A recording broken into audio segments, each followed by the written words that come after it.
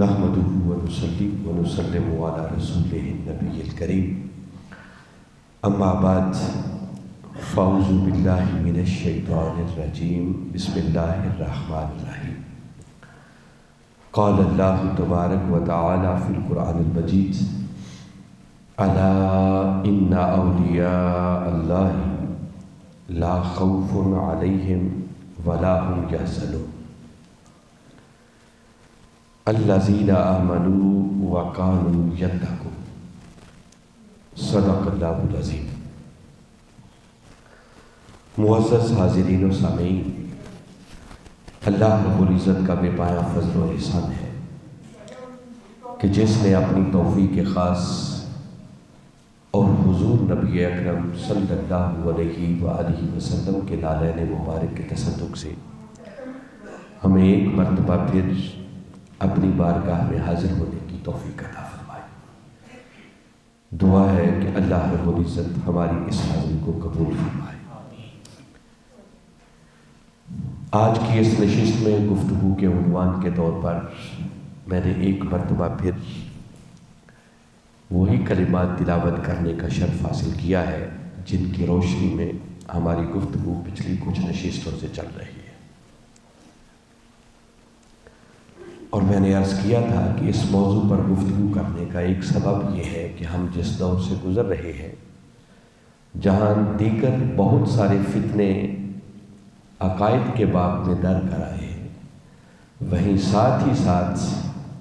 ولایت کے حوالے سے، تصوف کے حوالے سے، روحانیت کے حوالے سے، اولیاء کی کرامات کے حوالے سے، ان سے ملنے والے فیض کے حوالے سے اور ان کے توسل سے باری تعالیٰ کا کرم کتنا ہوتا ہے، یہ ساری وہ چیزیں ہیں، وہ عقائد ہیں کہ جو گرد آلود ہو چکے ہیں اور لوگوں کے ذہنوں کے اندر بڑے بڑے شکوک و شبہات پائے جاتے ہیں۔ تو ہم قرآن کی روشنی میں اس بات کا جائزہ لے رہے ہیں کہ قرآن اس موضوع پر کیا کہتا ہے۔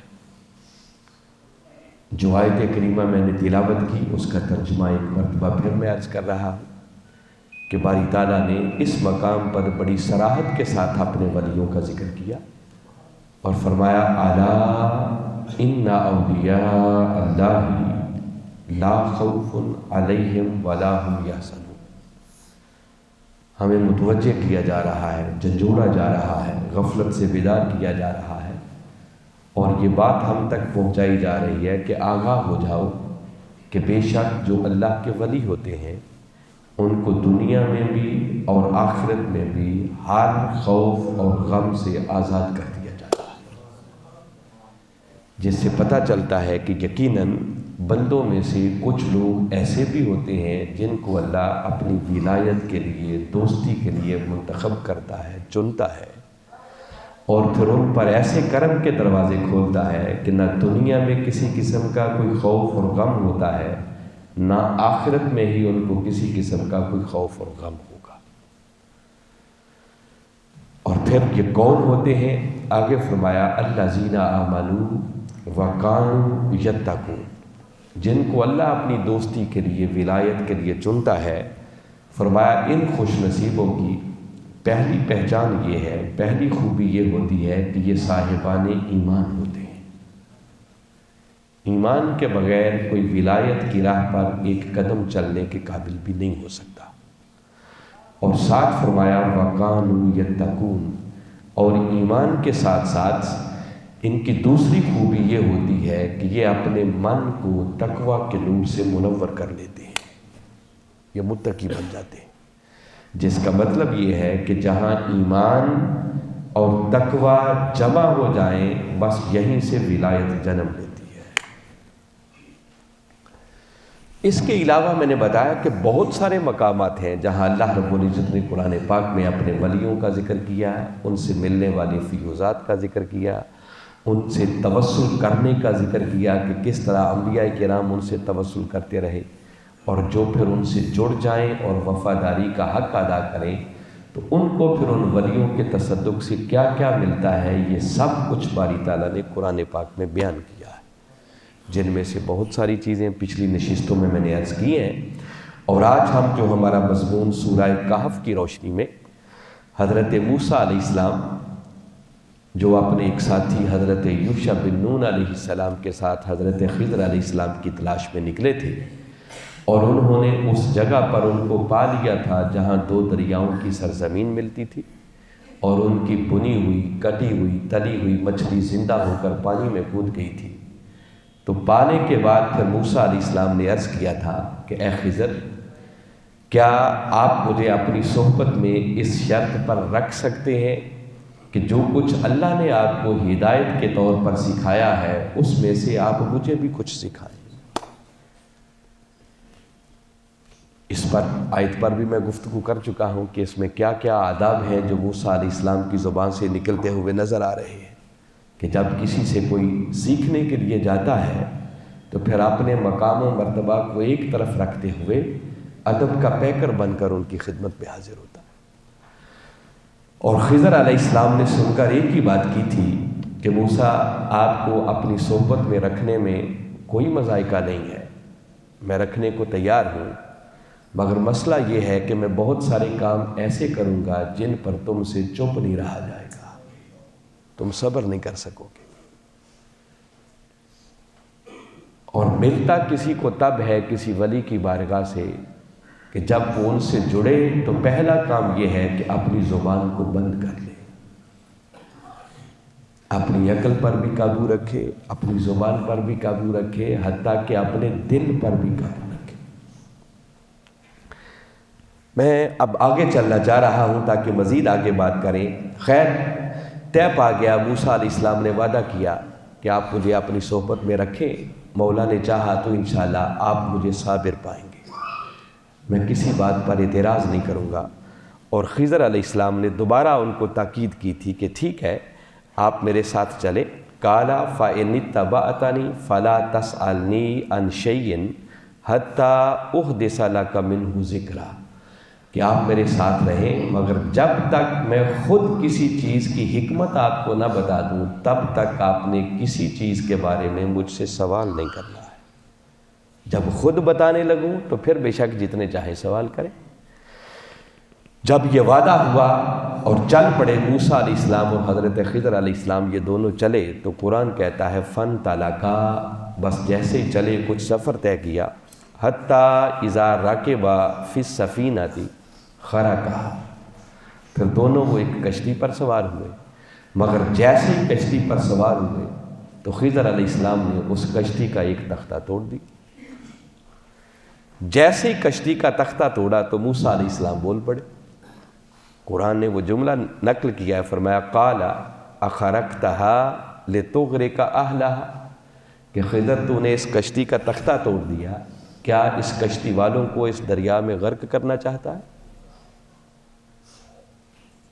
اور اس کی تفصیل پھر بخاری شریف کے اندر یہ پورا واقعہ بیان ہوا ہے کہ جب دونوں خضر علیہ السلام اور موسیٰ علیہ السلام چلے تھے تو ایک کشتی پر سوار ہوئے تو کشتی والوں نے ان سے کرایہ بھی کوئی نہیں لیا، مگر اچانک موسیٰ علیہ السلام نے دیکھا کہ خضر علیہ السلام نے کلہاڑے کے ساتھ کشتی کا ایک تختہ توڑ دیا، تو آپ نے اعتراض کیا، بولے ایک تو یہ جملہ جو قرآن نقل کر رہا ہے کہ کیا آپ اس کے سواروں کو غرق کرنا چاہتے ہیں، ڈبونا چاہ رہے ہیں، اور دوسرا کہا کہ دیکھیے انہوں نے ہم سے لیا بھی کچھ نہیں اور الٹا آپ ان کی کشتی کو عیبدار کر رہے ہیں اور اس کا تختہ توڑ رہے ہیں، تو سراسر زیادتی ہے، آپ نے اچھا کام نہیں کیا۔ بس اتنی بات کہنے کی دیر تھی کہ خضر علیہ السلام نے پلٹ کے انہیں فرمایا قَالَ أَلَمْ أَقُلْ إِنَّكَ لَن تَسْتَطِيعَ مَعِيَ صَبْرًا، موسیٰ میں نے آپ سے کہا تھا نا کہ میرے ساتھ رہیں گے تو ایسے کام بھی میں کروں گا جن پر آپ سے صبر نہیں ہوگا، آپ سے چپ نہیں رہا جائے گا۔ بس اتنی بات ہی کی، اس سے زیادہ نہیں۔ جیسے یہ جملہ سنا تو موسیٰ علیہ السلام نے پلٹ کے عرض کی قَالَ لَا تُؤَاخِذْنِي بِمَا نَسِيتُ وَلَا تُرْهِقْنِي مِنْ أَمْرِي عُسْرًا، عرض کی کہ اے خضر اس بات پر کہ جسے میں بھول گیا ہوں میری گرفت نہ کرے، اور جو میں آپ کی صحبت میں رہ کر سیکھنا چاہتا ہوں میرے کام کو میرے لیے مشکل نہ کرے، میری معذرت کو قبول کریں۔ انہوں نے معذرت قبول کی، پھر چل پڑے۔ فَانْطَلَقَا، پھر آگے چلے، حَتَّى إِذَا لَقِيَا غُلَامًا فَقَتَلَهُ، ایک جگہ پہنچے تو ایک معصوم بچے سے ملاقات ہوئی، تو قرآن کہتا ہے کہ خضر علیہ السلام نے اس بچے کو قتل کر دیا۔ قال اقتلت نفسا زکیۃ بغیر نفس لقد جئت شیئا نکرا۔ موسیٰ علیہ السلام پھر بول پڑے کہ خضر یہ آپ نے کیا کیا، معصوم بچہ ہے، کوئی گناہ بھی نہیں ہے، اس نے قتل بھی کوئی نہیں کیا، بغیر کسی قتل کے بدلے کے آپ اس نے قتل کر دیا، یہ تو آپ نے بڑا سخت کام کیا ہے۔ بس پھر خضر علیہ السلام نے اب پہلے سے زیادہ سخت کلمات ہیں۔ خضر علیہ السلام فرمانے لگے قال الم اقل لک انک لن تستطیع معی صبرا۔ موسیٰ کیا میں نے کہا نہیں تھا کہ ایسے کام ہوں گے جن پر آپ سے صبر نہیں ہو سکے گا؟ یعنی پہلے جب یہ جملہ دہرایا تھا تو اس میں لاکا نہیں تھا، ابھی پیچھے گزرا ہے قال الم اقل، بس اتنا تھا انک لن تستطیع معی صبرا۔ اب جب دوسری بار اسی طرح بول پڑے تو اب دو کلمات کا اضافہ کیا، قال الم اقل لک۔ جب کلمات بڑھ جاتے ہیں، حروف بڑھ جاتے ہیں تو اس کا معنی بھی بڑھ جاتا ہے۔ تو اب خضر علیہ السلام نے تھوڑی زیادہ گرفت کی کہ میں نے پہلے بھی کہا اور دوسری مرتبہ پھر تم سے وہی غلطی ہو گئی کہ آپ پھر بول پڑے ہیں۔ اب ادب کا تقاضا ہے کہ اب موسیٰ علیہ السلام نے پہلی کی طرح نہیں کہا کہ بس میری معذرت قبول کر لیں، بلکہ اب بڑی کیٹاگوریکلی عرض کر رہے ہیں قال ان سألتک عن شیء بعدها فلا تصاحبنی قد بلغت من لدنی عذرا۔ موسیٰ علیہ السلام خضر علیہ السلام سے کہنے لگے کہ بس اس کے بعد اگر مجھ سے یہ دوبارہ غلطی ریپیٹ ہوئی اور میں نے پھر کوئی سوال کیا تو میری طرف سے آپ معذور ہوں گے، پھر آپ مجھے اپنی صحبت سے جدا کر دینا۔ یہ ادب ہے۔ اب دوبارہ انسسٹ نہیں کیا بلکہ کہا کہ اب بس عذر پورا ہو گیا، اب اگر میں دوبارہ ایسا کوئی کام کروں تو آپ کو حق حاصل ہے کہ اپنی صحبت سے مجھے جدا کر دینا۔ پھر قرآن کہتا ہے فانطلقا، وہ آگے چلے، حتی اذا اتیا اہل قریۃ استطعما اہلها فابوا ان یضیفوہما۔ پھر آگے ایک بستی میں پہنچے، بستی میں جا کر کو بھوک لگی ہوئی تھی، ان سے کھانا مانگا کہ بھی ہمیں کھانے کے لیے کچھ دیں، تو بستی والوں نے ان کی ضیافت کرنے سے، انہیں کھانا دینے سے صاف انکار کر دیا۔ فوجد فیہا جدارا یرید ان ینقض فاقامہ۔ جیسے ہی تھوڑا آگے گئے تو دیکھا کہ بستی والوں کی ایک دیوار گر رہی تھی، اور خضر علیہ السلام کہنے لگے کہ موسیٰ آؤ ذرا ان کی گرتی ہوئی دیوار کوئی بنا دے۔ ان کی گرتی ہوئی دیوار تعمیر کر دی۔ قال لو شئت لاتخذت علیہ اجرا۔ موسیٰ علیہ السلام پھر بول پڑے کہ ان سے کھانا مانگا، انہوں نے کھانا بھی نہیں دیا، اور آپ ان کی گرتی ہوئی دیواریں بنا رہے ہیں، وہ بھی بغیر معاوضے کے، تو کم از کم اس پر ہی کچھ معاوضہ لے لیتے، ہمارا کام بھی چل جاتا۔ بس اتنی بات ہونے کی دیر تھی کہ اب خضر علیہ السلام نے فرمایا قال ھذا فراق بینی و بینک۔ موسیٰ عذر پورا ہو گیا، اب تیری اور میری جدائی کا وقت آ گیا، اب تو مزید میری صحبت میں نہیں رہ سکتا۔ میں نے پچھلی مرتبہ اس پر روشنی ڈالی تھی، بس آج پھر ایک بار اتنا صرف دہرا رہا ہوں۔ اس کا معنی یہ ہے کہ اگر اللہ والے کی صحبت میں رہنا ہے اور وہاں سے کچھ پانا چاہتے ہیں نا، کسی مرد کامل سے، کسی ولی کامل سے، تو اس کا پہلا تقاضا یہ ہے کہ ان کے کسی عمل پر کبھی اعتراض نہ کریں۔ سمجھ آ جائے تو اللہ کا شکر ادا کریں، اور اگر سمجھ نہ آئے تو بس اتنا سمجھ کر اپنے آپ کو خاموش رکھیں کہ میرے مربی ہیں، میرے مرشد ہیں، میرے شیخ ہیں، انہوں نے کوئی کام کیا ہے، بس مجھے حکمت سمجھ میں نہیں آ رہی، وقت آنے پر یقیناً راز کھل جائے گا، کوئی نہ کوئی حکمت اس میں ضرور ہوگی۔ تو سوال کرنے کی اجازت نہیں ہے۔ اب جب جدا ہونے لگے تو پھر خضر علیہ السلام نے کہا سأنبئک بتأویل ما لم تستطع علیہ صبرا۔ موسیٰ جانے سے پہلے آؤ اب تمہیں یہ بھی بتاتا جاؤں کہ میں نے یہ 3 کام کیے ہیں، ان کے پیچھے حکمت کیا تھی، راز کیا تھا۔ اب یہ طے شدہ بات ہے کہ موسیٰ علیہ السلام وہ تھے جن کو طور پر اللہ کے ساتھ ہم کلامی کا شرف ملتا تھا، اور یہ اس سے پہلے ساری ان کو اعزاز مل چکے تھے، اولو العزم پیغمبر تھے، اور خضر علیہ السلام اللہ کے ولی ہے۔ اس میں تو شک ہی نہیں ہے کہ موسیٰ علیہ السلام ان سے بہت اعلیٰ رتبے پر فائز ہے، اور اس اختلاف کو بھی اگر لے لے جو بعض کہتے ہیں کہ خضر علیہ السلام ولی نہیں تھے بلکہ وہ بھی اللہ کے نبی تھے، اگر نبی بھی مان لیں تو موسیٰ علیہ السلام پھر بھی ان سے بڑے اونچے درجے پر فائز تھے۔ موسیٰ علیہ السلام محض نبی نہیں ہیں بلکہ اولو العزم رسل میں ان کا شمار ہوتا ہے۔ 5 پیغمبر جو حضرت نوح علیہ السلام، حضرت ابراہیم علیہ السلام، حضرت موسیٰ علیہ السلام، حضرت عیسیٰ علیہ السلام اور تاجدار کائنات حضرت محمد مصطفیٰ صلی اللہ علیہ وسلم، ان میں شمار موسیٰ علیہ السلام کا ہوتا ہے۔ تو وہ نبی بھی مان لیں تو تب بھی موسیٰ علیہ السلام سینئر ہیں ان سے، مگر یہ قرآن پاک کا مقام اور یہ سارا واقعہ بتا رہا ہے کہ یہ پاسبلٹیز ہیں، یہ امکانات ہیں کہ درجہ اور مقام کسی اور کا اونچا ہو، مگر اللہ تعالیٰ کسی پہلو کے اندر ان سے جونیئر کو ان سے زیادہ عطا کر دے۔ یہ پاسبل ہے، یہ امکانات ہیں، اور بڑا ہو کر بھی اگر کسی سے کچھ سیکھنا پڑے تو اس میں کوئی آر نہیں ہونی چاہیے۔ اب حضرت خضر علیہ السلام بتانے لگے کہ اما السفینۃ فکانت لمساکین یعملون فی البحر، فرمایا وہ جو کشتی تھی جس کا میں نے تختہ توڑا تھا، وہ تختی اس دریا میں کام کرنے والے کچھ مسکینوں کی تھی، غریب لوگوں کی تھی۔ فَأَرَدْتُ أَنْ أَعِيبَهَا وَكَانَ وَرَاءَهُمْ مَالِكٌ يَأْخُذُ كُلَّ سَفِينَةٍ غَصْبًا، اور میں نے ارادہ کیا کہ اس کشتی کو عیب دار کر دوں، تختہ توڑ کر اس میں نقص پیدا کر دوں، اس لیے کہ اس دریا کے دوسری جانب ایک ظالم بادشاہ بیٹھا ہوا تھا، وہ جتنی اچھی کشتیاں تھیں ان کو غصب کر رہا تھا، اپنے قبضے میں لے رہا تھا۔ تو اس لیے میں نے چاہا کہ یہ غریب لوگ ہیں، ان کے روزگار کا معاملہ چلا ہوا ہے، انہوں نے ہمارے ساتھ بھلائی کی ہے، تو کیوں نہ ان کے ساتھ بھی بھلا کر دیا جائے۔ اب یہاں رک کر آپ کو بتانا چاہ رہا ہوں کہ ولی کی شان کیا ہے، ولی کی کرامت کیا ہے، ولی کا مقام کیا ہے جو قرآن بیان کر رہا ہے۔ قرآن بتا رہا ہے کہ اللہ کا اگر سچا ولی ہو تو اللہ کا کرم اس پر یہ ہوتا ہے کہ وہ ایک جگہ پر بیٹھ کر بھی دوسری جگہ کے حالات اور واقعات کو اپنی آنکھوں سے دیکھ رہا ہوتا ہے، اس کی نظر سے وہ پوشیدہ نہیں ہوتے،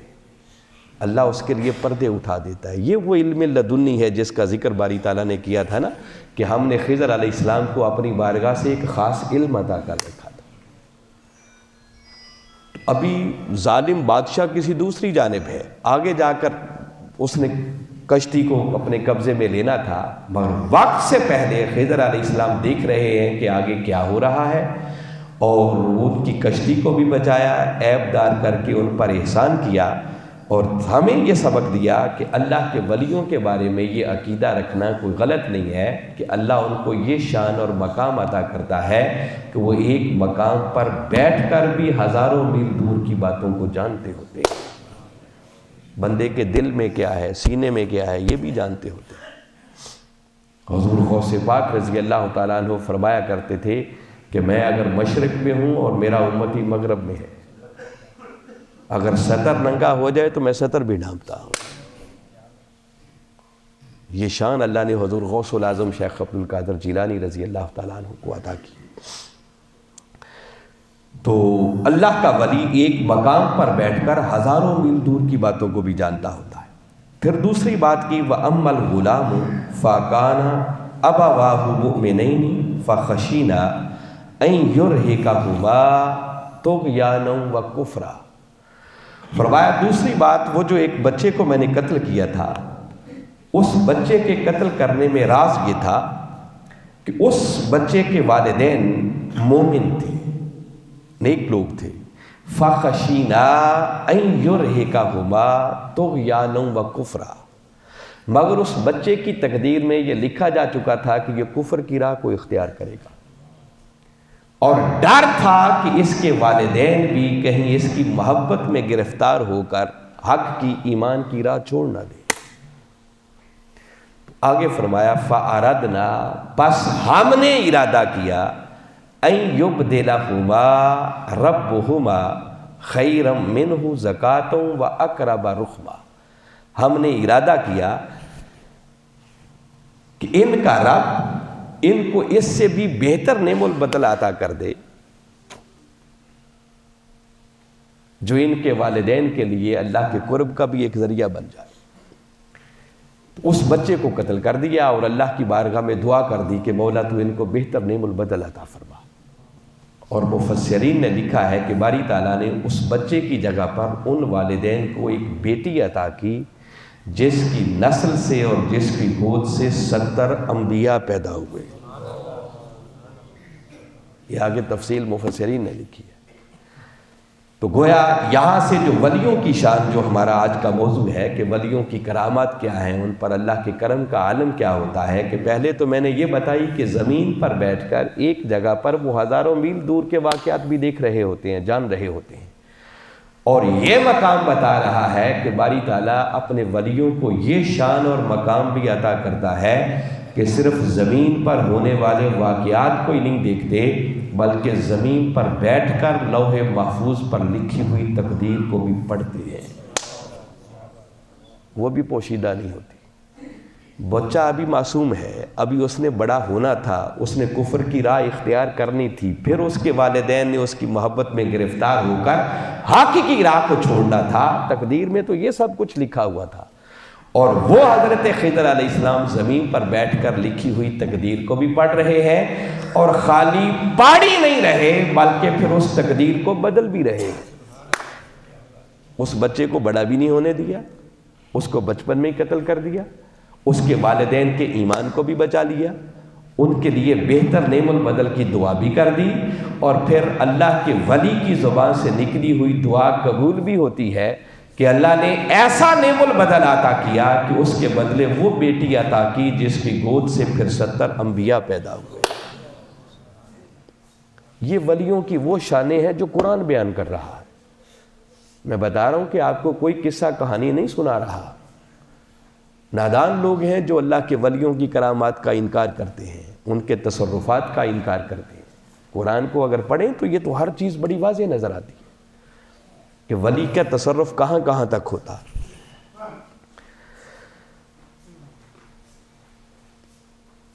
تو یہ دوسرا واقعہ تھا۔ پھر آگے تیسرا واقعہ ہے، وَأَمَّا الْجِدَارُ فَكَانَ لِغُلَامَيْنِ يَتِيمَيْنِ فِي الْمَدِينَةِ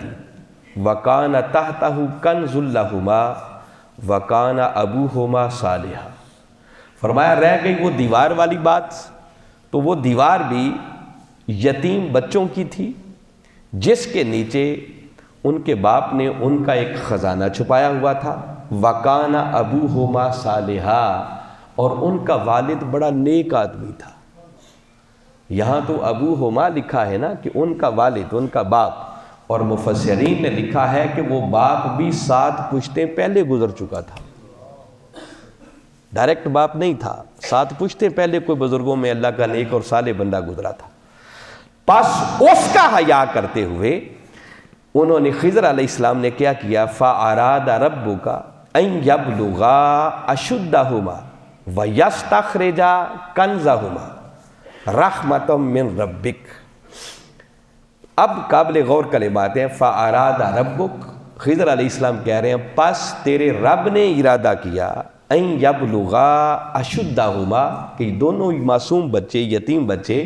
اپنی جوانی کی عمر کو پہنچے، بڑے ہوں، وَيَسْتَخْرِجَا كَنْزَهُمَا، اور یہ خود دیوار کے نیچے سے اپنا خزانہ نکالے۔ اگر آج دیوار گر جاتی، خزانہ ننگا ہو جاتا، لوگ اس پر قبضہ کر لیتے، اور میں نے دیوار اس لیے بنا دی ہے کیونکہ اللہ نے چاہا کہ یہ بچے بڑے ہوں اور بڑے ہو کر پھر خود اپنا خزانہ اس کے نیچے سے نکالیں۔ تو یہاں سے ولیوں کی شان کی نسبت اگر دیکھا جائے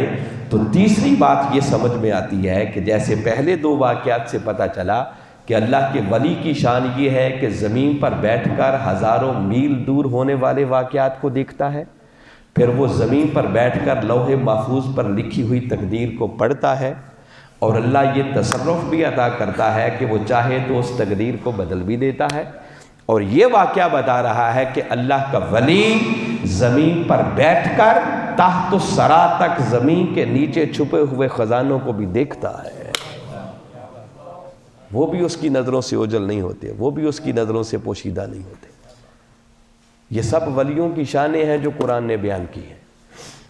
مگر ان تین واقعات کے اندر جو خاص بات ایک بتانا چاہ رہا ہوں جو ہماری تربیت کے لیے ہے،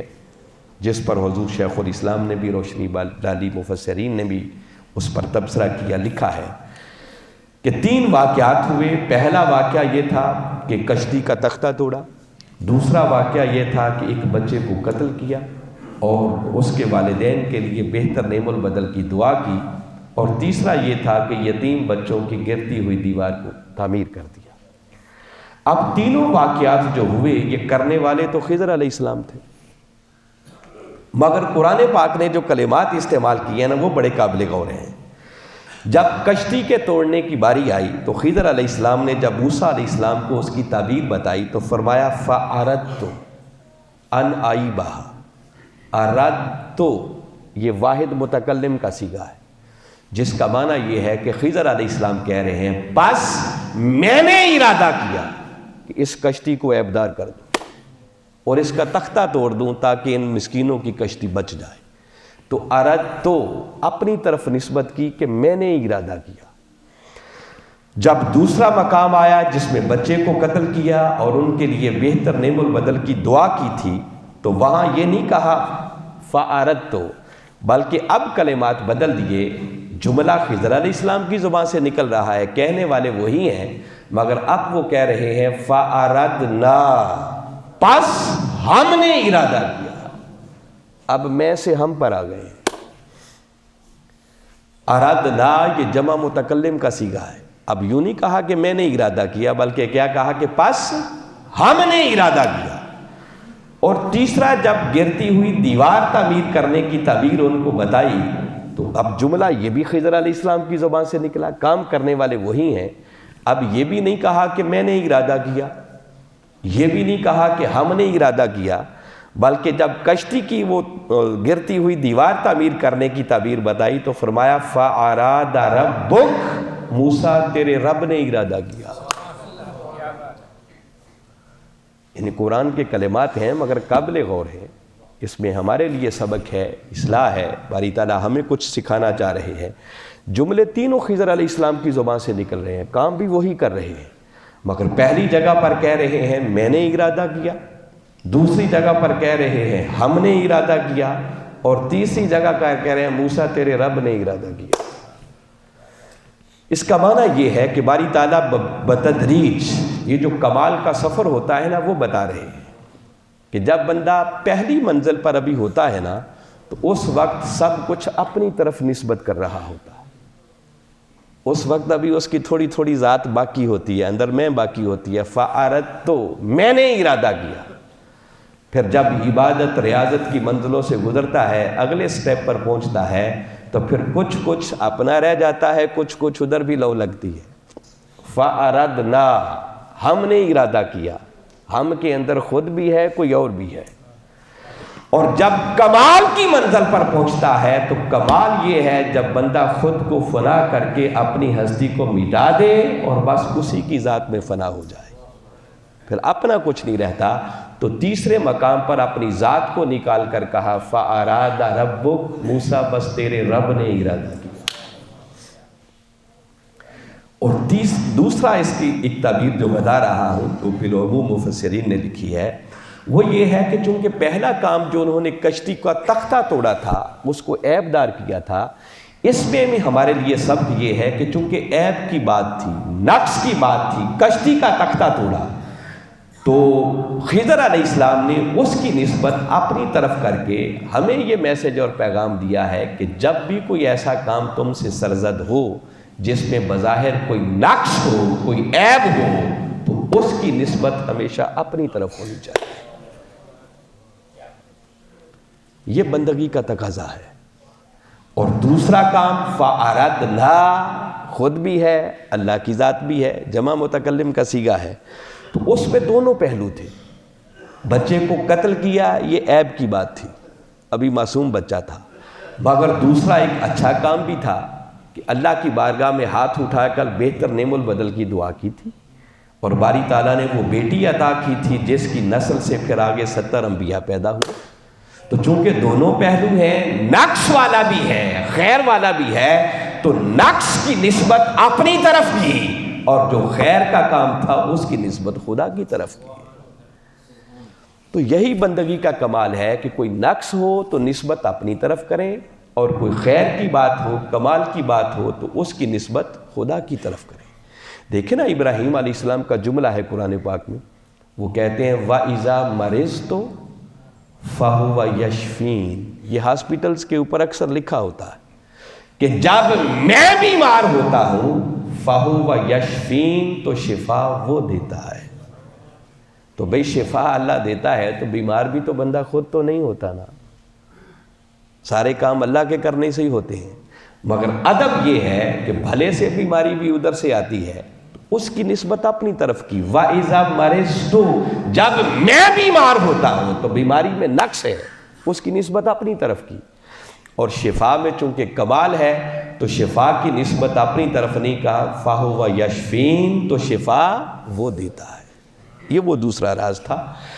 اور جو تیسرا کام تھا، اس تیسرے کام کے اندر چونکہ ساری خیر ہی خیر کا پہلو تھا، گرتی ہوئی دیوار کو تعمیر کیا جا رہا تھا، ان کے خزانے کو بچایا جا رہا تھا، تو اس کی نسبت پھر خضر علیہ السلام نے اپنی طرف نہیں کی، چونکہ خیر کا کام ہے تو کہا فَأَرَادَ رَبُّكَ، موسیٰ بس تیرے رب نے ارادہ کیا، اس کی نسبت اللہ کی طرف کر دی۔ تو ہمیں بھی اپنی زندگی کو اسی ڈگر پہ لانا چاہیے۔ ہمارے معمولات اس کے برعکس ہیں، اگر کوئی اچھا کام کر لیں تو سینہ تان کے کہتے ہیں میں نے کیا، اور اگر کوئی خرابی ہو جائے تو کہتے ہیں خدا کا کرنا ایسا ہو گیا۔ نہیں، بندگی کا تقاضا یہ نہیں ہے۔ بندہ ہونے کا تقاضا یہ ہے کہ جب خرابی ہو جائے، نقص ہو، عیب والا کام ہو تو اس کی نسبت ہمیشہ اپنی طرف کریں، اور اگر کوئی اچھا کام سرزد ہو جائے تو اس کی نسبت اپنی طرف نہیں بلکہ اس کی نسبت مولا کی طرف کریں۔ پھر کرم کے دروازے کھولتے ہیں جب بندہ یہ راز سیکھ لیتا ہے۔ تو گویا اس واقعے کے اندر سے یہاں ولیوں کی شانوں کا پتہ چلتا ہے، ان کی کرامات کا پتہ چلتا ہے کہ اللہ رب العزت اپنے ولیوں کو کیا کیا تصرفات عطا کرتا ہے۔ یہاں ہمیں زندگی گزارنے کے بھی اسلوب عطا کیے کہ ہمیشہ زندگی میں بندہ بن کر رہنا چاہیے، اور بندہ وہی ہوتا ہے جس کا اپنا کچھ نہیں ہوتا بلکہ سب کچھ مالک کا ہی ہوتا ہے۔ اگر بندہ اپنے اس مقام کو سمجھ لے تو پھر جو من تواضع للہ رفعہ اللہ، جو جتنا عجز و انکساری کا پیکر بنتا چلا جاتا ہے، جتنا جھکتا چلا جاتا ہے، پھر اللہ اسے اتنا ہی بلند کرتا چلا جاتا ہے۔ ضرورت ہے کہ اس راز کو سمجھ کر اپنی زندگیوں میں اپنائیں، اور اس کے مطابق اگر زندگی بسر کرنا شروع کر دیں تو یقیناً کرم کے دروازے کھلیں گے، ہماری دنیا بھی سنورے گی اور ہماری آخرت بھی سنورے گی۔ اللہ کی بارگاہ میں دعا ہے کہ میں نے جو کچھ کہا سمجھ کر ایمان لاتے ہوئے اس کے مطابق عمل کر کے اپنی دنیا اور آخرت کو سنوارنے کی توفیق عطا فرمائے۔ وما علینا الا البلاغ۔